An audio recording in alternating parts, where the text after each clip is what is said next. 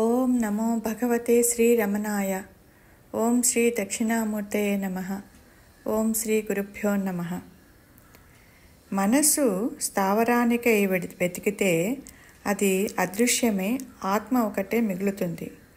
ఒంటరియే కనుక చిత్త ఏకాగ్రతకు కానీ మరొకటికి కానీ తావే లేదు అని ఇక్కడ భగవాన్ చెప్తున్నారు. మనసు స్థావరానికి వెళితే అంటున్నారు. మనసు తన మూలంను చూసుకుంటుందా? అసలు మనసు తన మూలంను గుర్తించలేదు. మనం ఎంత సాధన చేసినా, ఎంత మౌనానికి వచ్చినా కూడా గురువు దయ, ఈశ్వరుని దయ ఉండాలి. ఆత్మజ్ఞాన సముపార్జనకి, అమృతానుభవం పొందటానికి, మరణం లేని స్థితిని పొందటానికి గురువు దయ తప్పకుండా ఉండాలి. ఈశ్వర దయ ఉండాలి. ఈశ్వర కటాక్షం లేకుండా, ఆయన దయకి పాత్రలు కాకుండా ఇది సాధ్యం కాదు. బంగారం లాంటి మనసు ఇచ్చేవాడు పరమేశ్వరుడు.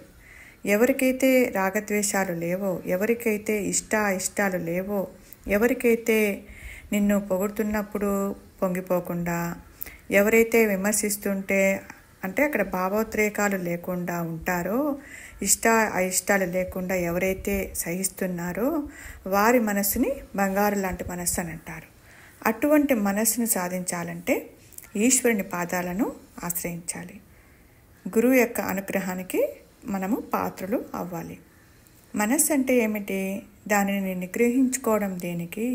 దానిని నిగ్రహించాలని అనుకునేవాడు ఎవడు అని ఈ ప్రశ్నలన్నీ అహంకారానికే వేస్తున్నాము. మనస్సు అంటే ఏమిటి అని తెలుసుకునే ప్రయత్నమే మనో నిగ్రహానికి సూటైన మార్గము. తనకు తాను పరిశోధించుకోవడం కూడా అది జరుగుతూ ఉంటుంది. విచారణ ప్రారంభించగానే అంటే ఇక్కడ విచారణ ప్రారంభించగానే మనసు ఏం చేస్తుంది? శతవిధాల ప్రయత్నిస్తుంది. అంటే ఆ విచారణకు భంగం కలిగించడానికి అది శతవిధాల ప్రయత్నం చేస్తుంది అనమాట. కానీ శ్రద్ధగా విచారణ ప్రారంభిస్తే మనస్సే లేదని అక్కడ తెలుస్తుంది. మనకి ఉదాహరణగా మనం చెప్పుకున్న కథల్లో చూసినప్పుడు పెండ్లి కొడుకు తరపున కథ ఉంటుంది. ఆ కథలో మనము గమనించినప్పుడు ఆ కథలో మనసుని మోసగాడితో పోలుస్తున్నారు. ఒక రాజు కల కంటున్నప్పుడు తను ఒక భిక్షాటనకై ఇంటింటికి వెళ్ళి భిక్షను వెతుకుతున్నట్లుగా కల కంటాడు. జాగ్రత్తావస్థలోని ఆ రాజు యొక్క ఐశ్వర్యం కానీ, అధికారం కానీ స్వప్నంలోని దారిద్ర్యాన్ని పోగొట్టుట లేదక్కడ. అంటే కలలోని వ్యక్తి జాగ్రత్తావస్థలోని వ్యక్తి ఇద్దరు కూడా అక్కడ వేరువేరు, అంటే పూర్తిగా భిన్నం అన్నమాట.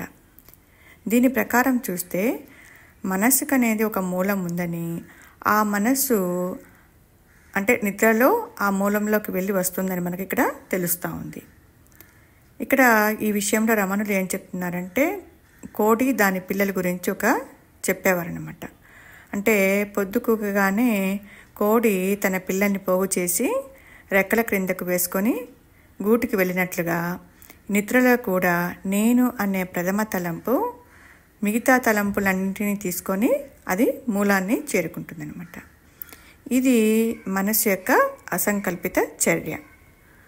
మూలం చేరి నిద్రపోయే మనస్సు గురించిన ఎటువంటి సమాచారాన్ని ఆ నిద్ర అక్కడ వెల్లడి చేయట్లేదన్నమాట.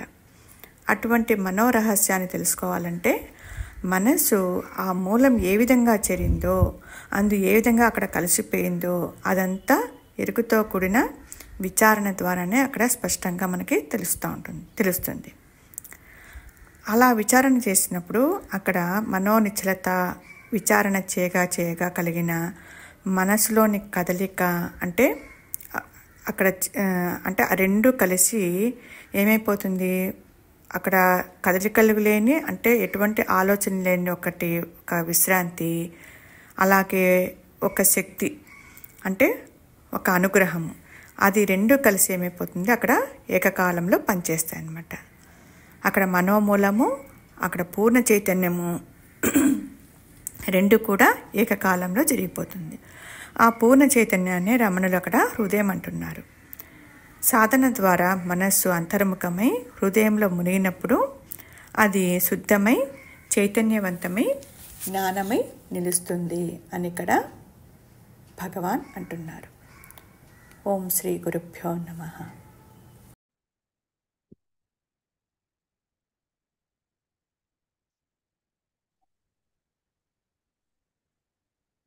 మనస్సు స్థావరానికై వెతికితే అది అదృశ్యమై ఆత్మ ఒక్కటే మిగులుతుంది. ఒక్క నిమిషం. గురుగారు, స్థావరం అంటే దాని యొక్క మూలం గురుగారు. దాని మూలం మనస్సుతో తెలుసుకోగలదా? తెలుసుకోలేదు గురుగారు. మరి తెలుసుకోలేనప్పుడు దాని మూలంలో అది అదృశ్యమైపోతుంది అని ఎట్లా చెప్తారు? ఒకటేమో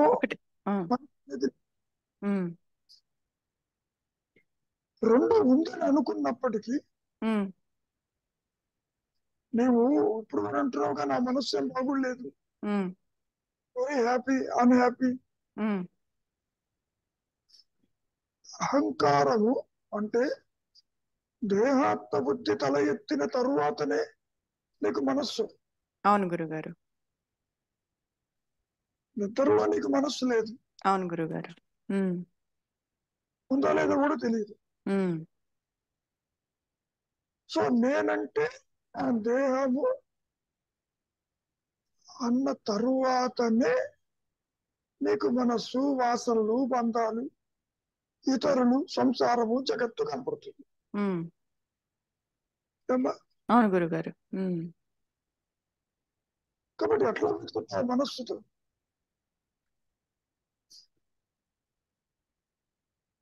చెప్పమ్మా, ఎట్లా వెతుకుతావు?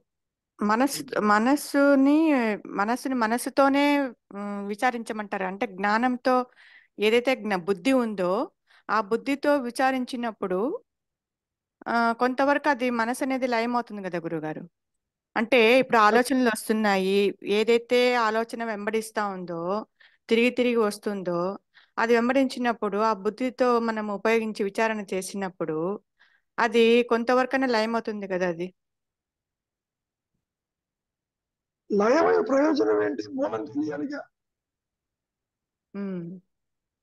నిద్రలో కూడా లయమవుతుంది, లయమవుతా ఉంది, తెలియదు. అవును గురుగారు. మెల్లిగా చదువు. మనస్సు స్థావరానికై వెతికితే అది అదృశ్యమై ఆత్మ ఒక్కటే మిగులుతుంది. ఇక్కడ మనం ఎలా అర్థం చేసుకోవాలంటే, అబ్బా గురుగారు, అసలు మనస్సు ఉన్నది ఏమో చూడు. మనస్సు స్థావరం అంటే అర్థం ఏంటి? లో ఉండాలిగా మనస్సు. గురుగారు, ఇప్పుడు నీకు ఆలోచన వచ్చినప్పుడే మనస్సు అంటావు, లేకపోతే అనవు. అవును అవును గురుగారు, అవును. ఇప్పుడు యాజ్ ఇట్ ఈజ్ గా కూర్చున్నావు, ఆలోచన లేదు. నీ మనసులో ఏముందో చెప్పమంటే చెప్పలేవు, ఎందుకని? ఆలోచన లేదు. అవును, ఒక పని పైన కాన్సన్ట్రేషన్ అనేటప్పుడు అక్కడ ఆలోచన లేదు, దానిపైన ఉంది కాబట్టి ఆలోచన లేదు.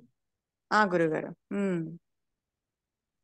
ముందు దేహ ప్రవృత్తి జనిస్తుంది, నేనంటే దేహం, ఓకే. అది వచ్చిన తర్వాతనే ఈ మనస్సు బయటకు వస్తుంది. లేకపోతే వ్యక్తిత్వంతో నా మనస్సును అనవు నువ్వు. అవును గురుగారు, అవును. బుద్ధి జనించిన తరువాతనే నా మనస్సు అంటున్నాను, నా మనస్సు, నా సంసారము అని చెప్తావు. దేహమేమో స్థూలదేహం, మనస్సు ఏమో సూక్ష్మదేహం. అవును గురుగారు. ఈ రెండింటిని కూడా దేహాత్మ బుద్ధి అనేటువంటి అహంకారం గుర్తిస్తూ ఉంటుంది. నా దేహం బాగోలేదు, కరంగా ఉంది, మనస్సేం బాగోలేదు. అవును గురుగారు. అవును. ఇక్కడ మనస్సు యొక్క మూలము, అహంకార మూలము ఒకటే కూర్చున్నాయి. ఉమ్, ఇట్లా తీసుకోమ్మా. ఉమ్,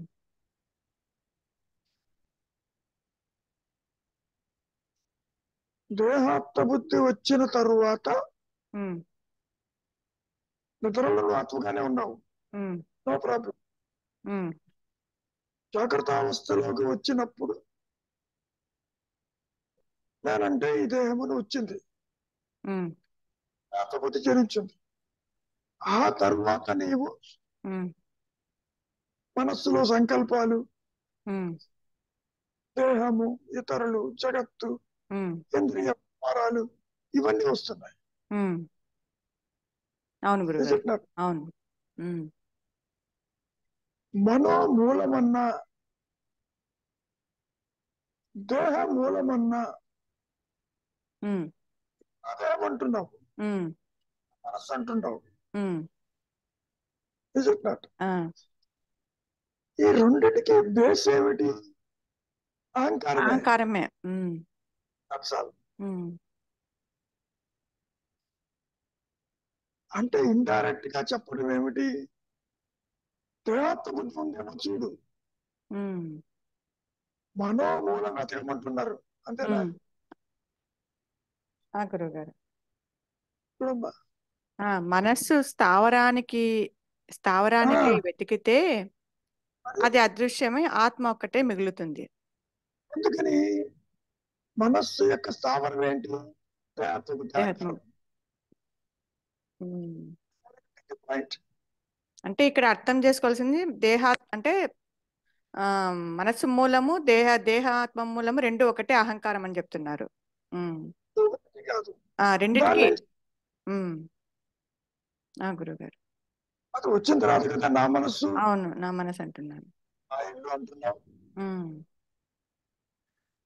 ఏమా? అవును గురుగారు. ఉమ్. దేహాత్మ బుద్ధి జనించినప్పుడు is the మూలం ఫర్ స్థూల సూక్ష్మ దేహాలకి. దేహాలకి. ఉమ్. మనోమూలము ఇంకో దేహాత్మ బుద్ధి, ఉమ్. అహంకారం. ఉమ్. ఎందుకు చూడమంటున్నారు? అహంకారమే లేదు అక్కడ, ఉమ్. అదే చెప్తున్నారు అక్కడ. సార్ చదువు. మనస్సు స్థావరానికే వెతికితే అది అదృశ్యమే ఆత్మ ఒకటే మిగులుతుంది, ఒంటరియే కనుక. ఎలా మిగులుతుంది ఆత్మ? నేనెవరన్నా విచారం చేస్తున్నావు ఇక్కడ, ఆ. దేహాత్మ బుద్ధితో చూస్తున్నావు, ఉమ్. మనస్సు యొక్క స్థావరం చూస్తున్నావు, అది ఉందేమో చూస్తున్నావు, ఉమ్. అహంకారం మూలం చూస్తున్నావు. ఉమ్. అక్కడేం లేదు. అక్కడ. ఉమ్. Getting the గురుగారు. point? ఉమ్. ఉమ్. పామును వెతుకుతూ ఉన్నావు, పాము భయం వల్ల మిగిలిన భయాలు కలిగినాయి నీకు. అవును. ఉమ్. సో భయానికి కారణం పాము. పాము. ఉమ్. దేహాత్మ బుద్ధి మనస్సుకి ఆలోచనలకి కారణం అహంకారం. అవును గురుగారు. ఉమ్. అహంకారం వశీకరణ పాము. ఉమ్. ఉమ్. తీరా చూస్తే పాము లేదు అక్కడ. ఉమ్. ఏముంది? కాడుంది అక్కడ. అవును. ఉమ్. ఇక్కడ కూడా అహంకారం చూడకపోతే లేదు, లేదు. ఆత్మ. ఉమ్. తాడుని నువ్వు అన్యాయంగా చూస్తున్నావు, అర్థమవుతుంది. అవును గురుగారు. ఉమ్. ఇక్కడ అనుగ్రహం చేత అర్థం ప్రకాశించాలి. ఉమ్. ఉమ్. ఇంకా నువ్వు ఆత్మను తెలుసుకోలేవబ్బా. ఉమ్. ఉమ్. ఎంతసేపటికి నాకు సంసారం ఉంది, దేహం ఉంది, కష్టాలు ఉన్నాయి, సుఖాలు ఉన్నాయి, బంధాలు ఉన్నాయి అంటుంది. ఉమ్. ఉమ్. ఇది మాయనే. ఉమ్. నీ మూలము ఆత్మే అని తెలియదు. గురువు గారు. ఆత్మ ప్రకాశం ఇది ఉండదు. ఉమ్, తాడు ప్రకాశం బాగులేదుగా. అవును గురువు గారు.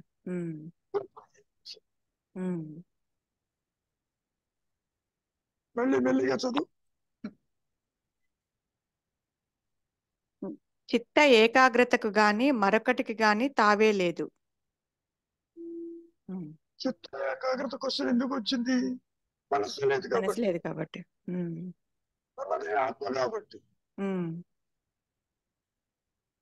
ఆత్మ స్వయంగా ఉంది. ఉమ్, నువ్వు చేస్తాను, ఉమ్. చిత్త ఏకాగ్రత చేస్తాను అంటే ఉపయోగం ఏంటి? మనస్సు లేదు అక్కడ. అంటే ఇది ఈ ఈ స్టేటస్ వచ్చేసి అది ఉన్న స్థితిలో చెప్తున్నారు కదా గురుగారు. అంటే ఆత్మస్థితిలో గురించి చెప్తున్నారు. ఆత్మస్థితి ఎంత చెప్పినా అనాత్మ విషయం మాట్లాడుతున్నాం ఇక్కడ. మనస్సు అని, అహంకారం అని చెప్పినట్టు. గురుగారు ఎవరు విచారం చేయాలి? అహంకారం విచారం. ఏమని అడుగుతున్నారు? మనస్సు మూలం ఏమో చూడమంటున్నారు. నువ్వు నా మనస్సు అంటున్నావుగా. అవును. నీ మూలం చూడాలి. నీ మూలం చూడకపోతే అక్కడేం లేదు. కళ్ళ కింద కబడిపోయి అనుగ్రహంతో ఆత్మ ప్రకాశించాలి. అట్లా గురుగారు. ఈ అహంకారం పడిపోయిన తర్వాత ఇది గుర్తించే ప్రసక్తి లేదు. దాని జగత్తు దేన్ని కూడా. అందుకనే నిద్రల్లో నీకు దేహము జగత్తు కనపడదు. అక్కడ లయమై ఉంది. ఆత్మ ప్రకాశంలో నష్టమై ఉంటుంది. గురుగారు. That is the only difference.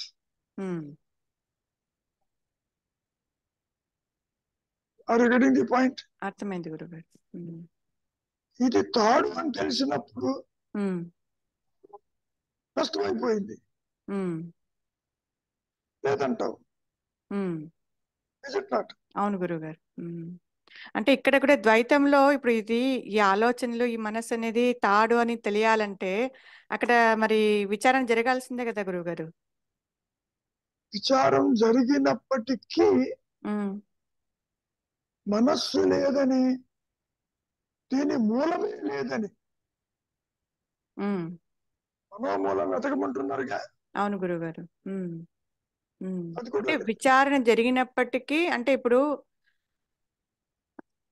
ఆలోచన చూస్తున్నాము, ఆలోచన వచ్చి ఏదైతే మరలా తిరిగి వస్తుందో ఆలోచన చూసినప్పుడు దానిని అలా చూస్తున్నప్పుడు అది మెల్లిమెల్లిగా అంటేనక ఎటువంటి ఎక్కడి నుంచి వస్తా ఉందో అదే దాంట్లోనే వెళ్ళిపోతా ఉంది. కానీ అది అంతటితో ఆగట్లేదు, మళ్ళా ఎప్పుడైనా తిరిగి వస్తూ ఉంటుంది.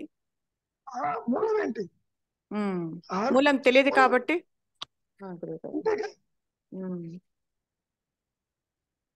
మూలం ఉంటే తెలుస్తుంది, మూలం లేదుగా. పోనీ సర్పరచ్చు భయ ప్రాంతంలో పాము మూలం వెతుకుతున్నాం అనుకో, అక్కడ పాము లేదు, తాడే ఉంది. కానీ తాడు ఆధారం అన్నాడు, కానీ భిన్నము. అవును గురుగారు. ఆ విధంగా నీవు ఆత్మ ఆధారం తెలుసుకోలేవు, అది ప్రకాశించాలి. అది ప్రకాశించినప్పుడే అక్కడ తెలియబడుతుంది అంతే. అందుకని అనుగ్రహము చేత అన్నమాట వాడారు. అది ఏకం అన్నారు, పైగా అది ఒంటరి అన్నాడు ఈ స్టేట్మెంట్ లో. అవును గురుగారు. సో నువ్వు ధ్యానం చేయడానికి ఎవరున్నారు అక్కడ? నువ్వు ధ్యానం చేసేది కాదు పోపట్ట. అదే అదే ఆ ఒంటరి ఏకము అనేటప్పుడు ఇంకా ధ్యానం చేసే వాళ్ళు ఎవరు లేరు కదా అని అర్థం. ఏకము అంటే ఆత్మస్థితి. ఆత్మస్థితి, అదే గురుగారు. గురుగారు ఇక్కడ ఒంటరి అంటే ఉన్నది నేను ఒకటే ఉంటుంది అంటారు కదా గురువు గారు మీరు. నేను ఆత్మ. అదే గురువు గారు, అహంకారం నేను కాదు, ఆత్మ నేను. అది నీకు తెలియదు. గురువు గారు.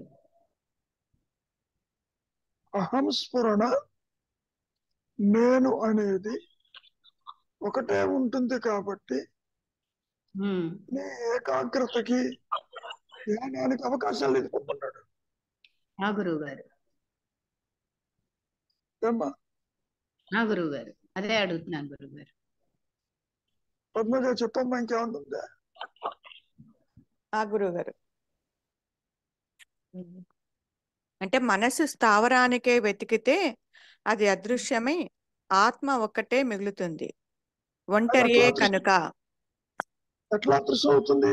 అనుగ్రహం ద్వారా అన్నారు. అనుగ్రహం ఆత్మప్రకాశం. ఇప్పుడు పావుగా వెతికితే పావు ప్రకాశించిందా? ఎందుకని పావు లేదు అక్కడ. ఇక్కడ కూడా మనస్సు ఏమో చోటుపోతే దాని మూలం అహంకారం అయి కూర్చుంది. అహంకారం లేదు. అహం ఆకారం దాల్చలేదు. ఇచ్చిన గ్రంథి లేదు. ఇది ఒక అభూత మాయావి పిశాచం అంటూ చెప్పుకొచ్చారుగా. అంటే ఇప్పుడు మీరు చెప్పేదాన్ని బట్టి ఇలా ఒక భావన చేత ఇలా ఉండడం వల్ల మౌనానికి వస్తుందంటారా గురువు గారు? మౌనం కొంచెం పక్కకి పెట్టు. అదే అంటే ఆలోచన లేని స్థితికి వస్తుందంటారా? ఇప్పుడు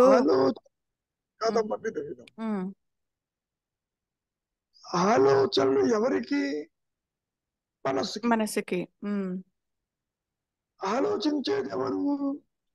చిత్తం. అవును. అంటే దేహాత్మ బుద్ధిలో ఉన్న మాయాజీవుడు.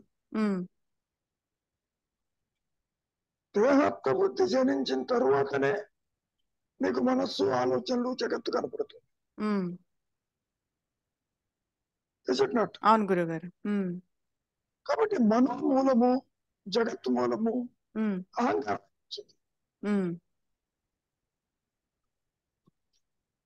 అది ఉంది, అది లేదు. ఆత్మ ఉంది, ఆత్మలో సృష్టి లేదు. అక్కడ అనుకరించే తత్వం ప్రకాశించాలి. అహంకారంతో నీ అంతటి నీవు ఆత్మని గుర్తించలేవు. ఆది నుంచి అహంకారము జీవాత్మ భావన తృణీకరించబడింది అన్నారు.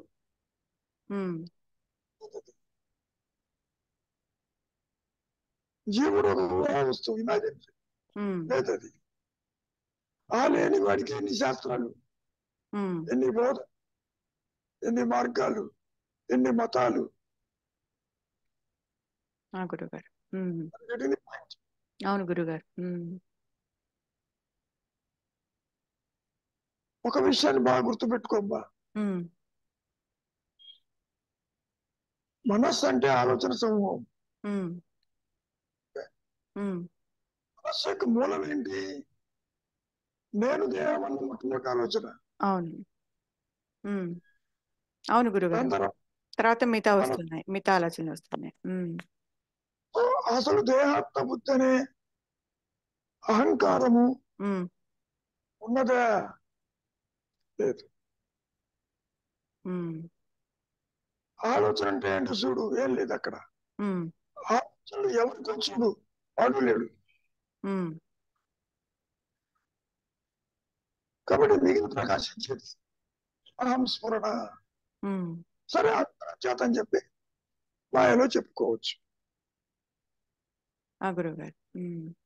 సర్పరచమయ ప్రాంతిలో బావు లేదని తెలిసినప్పుడు ఉన్నదేమిటి? తాడు. తాడు జడము కాబట్టి గుర్తించావు. గురుగారు. ఇక్కడ ఆత్మ జడం కాదు,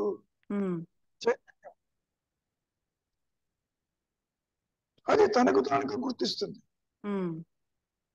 ఒకవైపు అహంకారం లేదు అక్కడ, ఉమ్, చిన్న గ్రంథానికి తల ఎత్తలే,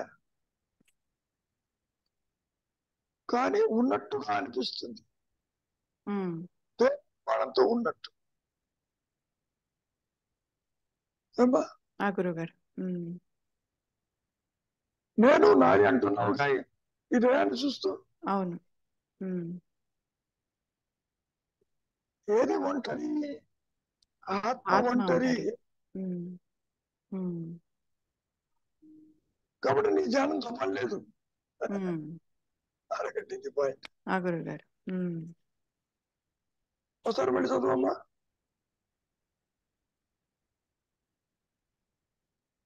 మనస్సు స్థావరానికై వెతికితే అది అదృశ్యమై ఆత్మ ఒక్కటే మిగులుతుంది. ఒంటరియే కనుక చిత్త ఏకాగ్రతకు గాని మరొకటికి గాని తావే లేదు. Most important. ఉమ్, నేను ఏదో తప్పు చేస్తాను, ఉమ్, ధ్యానం చేస్తాను, ఉమ్, నిశ్చలత్వానికి వస్తాను, ఉమ్. మౌనానికి వస్తాను, అవకాశం లేదు. పాయింట్ అది. గురుగారు. నీవు ధ్యానం చేసినా చేయకపోయినా ఉన్నది ఆత్మ ఒకటే. గురుగారు. అంటే సాధించేది కాదని చెప్పడం, గురుగారు. నువ్వు ధ్యానం చేసేది కాదు. నాయన రవి, ఏమైనా అర్థం అవుతుందా? గురువు గారు, అవును. అంటే అది ఒంటరిదే అంటే అక్కడ ఆత్మ తప్ప రెండవది లేదు కాబట్టి అది దాని గురించి దాని గురించి ధ్యానం చేసాను కానీ, లేకపోతే ఏకాగ్రతంగా చిత్తవృత్తి నిరోధకం కానీ ఇవన్నీ జరగవంటున్నాను. చేసినా అది అందదు అని, అంటే అక్కడ రెండవది లేదు కాబట్టి. ఇంకోటి ఇదే లేదు, ధ్యానం చేసేది లేదు. ఏ అహంకారం అయితే ఉందనుకుంటున్నావో, ఏ మనస్సు అయితే ఉందనుకుంటున్నావో, ఆ మనస్సుతోటి నేను జపం చేస్తాను, ధ్యానం చేస్తాను అనే ప్రసక్తే లేదు పొమ్మన్నాడు. ఎందుకంటే అది ఆత్మ వీటికి అతీతంగా ఒంటరిగా ఉంది కాబట్టి. ఆత్మ ఏకన్నా ద్వితీయం, రెండోది లేదు. రెండవది లేకుండా తనకు తానుగా ఉంది కాబట్టి ఒకటే ఉంది పైగా.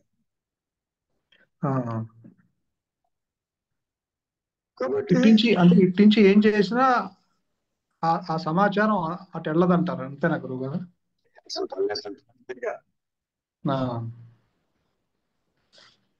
యోగమే లేదు పొమ్మన్నాడు. యోగం ఉంటేగా ఆత్మని జీవనం వస్తాయిగా. సో మార్గాలు కూడా కట్ చేసి పారేశారు మహర్షి. యోగం లేదు, బంధం లేదు, మోక్షం లేదు. యోగం ఉంటే కదా యోగం, విభక్తి ఉంటే కదా భక్తి. మరి గురుగారు, చెప్పడన్నా ఇది ఈ విచారణ, అన్వేషణ ఇదంతా కూడా జీవుందే కదా, మనసుదే కదా. అదే లేని మనస్సుది, లేని జీవుడిది. లేని జీవుడిది అనుకోండి, కానీ ఈ విచారణతోటే కదా దాన్ని చేరేది మనము, ఆత్మను. మరి దానికి సంబంధం లేకుండా ఎలా ఉంటుంది? సంబంధం లేదు కాబట్టి నీకు ధ్యానం సంబంధం ఇప్పుడు మనం విచారణతో దాన్ని కనుక్కోవాలి అనుకున్నప్పుడు అనుకున్నంతోనే అది రావాలి. నీవు ఉంటూ దాన్ని కనుక్కోలేవు. పావు అట్టు పెట్టుకుంటూ తాడులు కనపడలేవు. పావు లేకపోతే తాడు కనపడింది. కరెక్టే గురుగారు. మరి విచారణ చేసేది ఎవరు? ఈ మాయా నేను, నాన్ ఎగ్జిస్టింగ్ నేను. మరి మాయా నేనుకు అంత ఇది ఉంటప్పుడు అది దాని శక్తి కాదా? ఆ విచారణ మాయా నేనుకు ఉండే ఆ ఉపాధి అదే కదా. ఉపాధి దీనికి దేహం, మనస్సు ఉపాధి. ఈ ఆత్మ కాదా? ఆత్మకి సంబంధం లేదు. అంటే ఇప్పుడు ఆభరణము బంగారమే ఉన్నది కదా, దానికి సంబంధం లేకుండా లేదు కదా ఆభరణ రూపము అని అంటాం కదా మనము. మనసుకు అది కాకుండా విడిగానే ఎలా అనగలుగుతాం? విడిగానే ఉంటాం కాదు, ఉమ్. దాంతోనే ఉన్నది. అది ఉమ్. లేకుండా ఇప్పుడు ఒక్క ఆత్మ ఆభరణాన్ని మనము బంగారంగానే మొత్తం అనుకున్నా కూడా అందులో ఈ మనసు కూడా బంగారమే కదా. మనము విరిగా విన్నాయన ఆభరణం ఏ విధంగా అయితే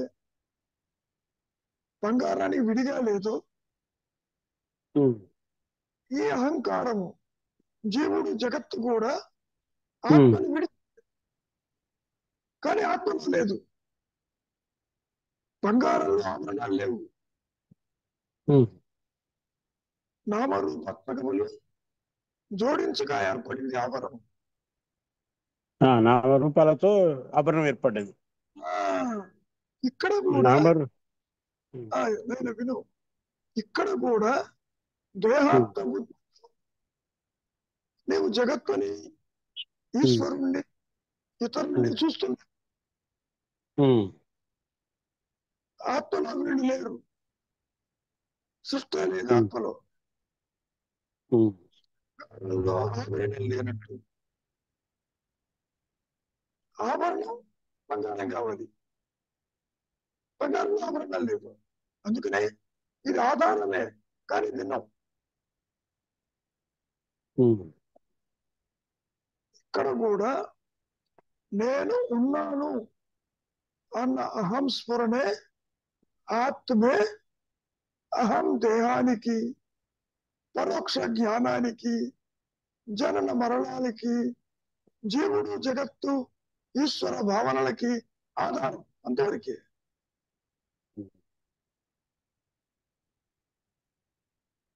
ఎవరు గెటింగ్ ది పాయింట్? తాడు లేకుండా పావు లేదు. అవును. ఆత్మ అహం స్మరణ లేకుండా అహం దేహం లేదు.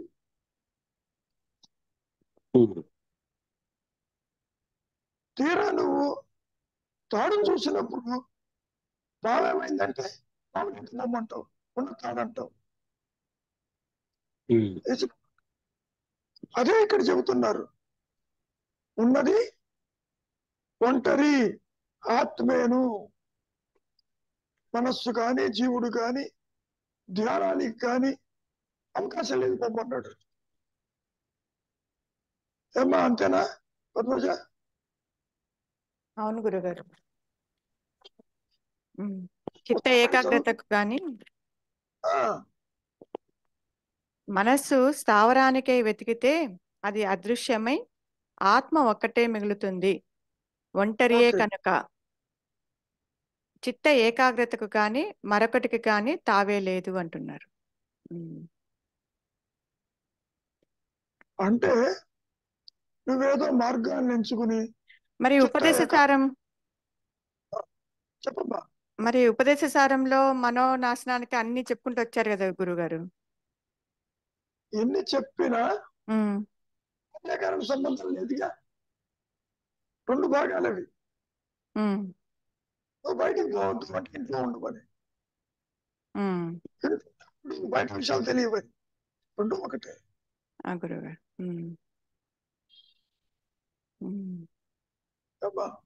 అంటే దాంట్లో ప్రాణాయామని, ధ్యానమని, తర్వాత అవన్నీ చెప్పుకుంటూ వచ్చారు కదా, ఒక నిశ్చలత్వానికి రావడానికి.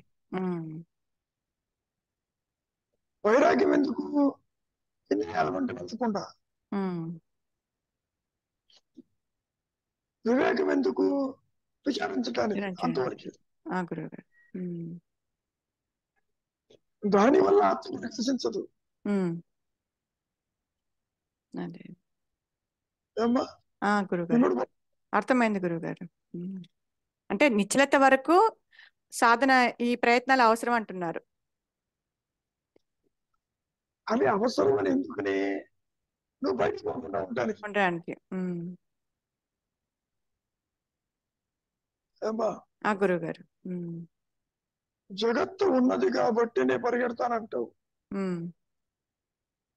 కోరికలు తీరుతున్నాయి అంటావు, ప్రదేశాలు అంటావు, దర్శిస్తావు తీసేసినట్టు. అవును గురుగారు. నువ్వు వెళ్ళొద్దు, వైరాగ్యంతో ఉండు, ఇంద్రియాలు వెంట వెళ్ళవద్దు అని నిశ్చలత్వానికి తీసుకొస్తున్నాడే తప్ప ఆత్మ ప్రకాశానికి కాదది. గురుగారు అర్థమైంది గురుగారు. మరొకటి పాయింట్ అర్థమైంది గురుగారు. సరోజ, అదే అక్షరరమణ మాలలో కూడా భగవాన్ అక్కడ శరణాగతి గురించి చెప్తారు. 108 శ్లోకాలు ఫుల్గా అన్ని చెప్పుకుంటూ చివరికి అహమపేతకం నిజ విభానకం చెప్పుకుంటూ వస్తారు. అహదిదం తపో రమణవాగ్యం అని. రమణవాగ్యం అంటే చెప్పడానికి